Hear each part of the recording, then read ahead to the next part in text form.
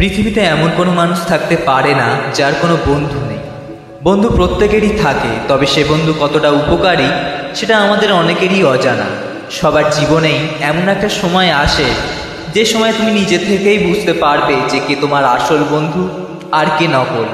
তুমি আজ যাকে পরম বন্ধু বলে মনে করছো, হয়তো সেই মানুষটারই মুখোশের আড়ালে রয়েছে তার ভয়ঙ্কর স্বরূপ, যেটা তুমি আজ বুঝতে পারছো না। তাই আগে থাকতে জেনে রাখা উচিত যে কে তোমার আসল বন্ধু। তার জন্য তুমি তাদেরকে দুটি কথা বলে পরীক্ষা করতেই পারো। তোমার 10 জন বন্ধু থাকলে 10 জনকেই ফোন করো। ফোন করে তাদের সামর্থ্য অনুযায়ী বলো যে আমার বাবার ভীষণ শরীর খারাপ, বেশ কিছু টাকার প্রয়োজন, কিছু টাকা ধার দিতে পারবি? আর না হলে বলো যে আমি ভীষণ বিপদে পড়েছি রে, কয়েকজন মিলে আমাকে ফলো করছে, তুই যত তাড়াতাড়ি পারিস চলে আয়। এ কথা বলার পর তাদের রিয়াকশানটা কি হয় দেখো।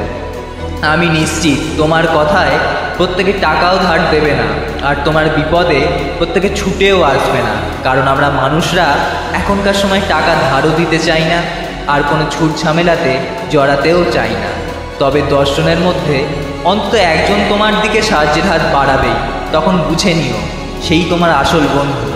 আর যদি তোমার কথায় সকলেই সাহায্যের হাত বাড়ায়, তাহলে জেনে রেখো তোমার মতো ভাগ্যবান এই পৃথিবীতে আর কেউ নেই।